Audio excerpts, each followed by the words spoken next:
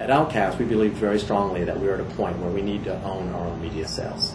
Now, having said that, when we first started out, we did actually leverage NBC to go and act as a third-party rep firm to really help us build up our brand reputation and awareness of the brand and the product.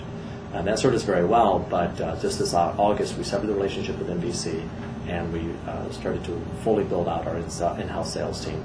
And it's amazing just how much more insight we have into the actual quality of the accounts that we have, into the pipeline, and our ability to really go out and sell this as a pure play medium for the advertiser. So today, the biggest budgets that you're going to pull from, and partly just because I think the nomenclature that we have of being digital out of home, is going to be from the out of home agencies.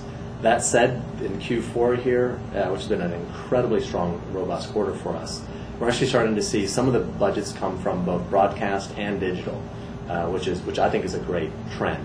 The problem with pulling just from the out-of-home budgets is they are the smallest. They do tend to get hit some of the hardest when you're going through a recessionary environment. That said, the agencies, the out-of-home agencies, view this as an opportunity to come in and start to try to grab market share from the broadcast as well as digital. In fact, we've had Horizon reach out to us and ask us to work with them in terms of positioning this more as a broadcast network and what are some of the stats that we can tout. In our case, in almost every sales presentation that we have, we like to put ourselves on a GRP basis, which is broadcast terminology, and we compare ourselves, if you were to do us on a GRP, we're a 4.8 rating, which is roughly like a number 5 rated Nielsen show, and that puts us on par with the Grey's Anatomy. So we already view ourselves that way, and now it's just the matter of getting the mind share of the right agencies to start viewing us that way as well.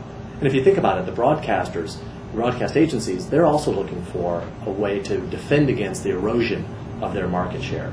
They need this, in a sense, to help maintain the budgets that they're getting today. And the nice thing is, with our platform, we get double-digit CPMs that are pretty much on par with broadcast and cable. With targeted advertising, the smallest could be all the way down to an individual station. That's the nice thing about having IP-based networks. You can target all the way down to the individual ones, so you'll see contracts in the size of a couple $1,000s. And then the largest contract would be multi-month contracts with major players like GMs of the world, and those are going to be multi-million-dollar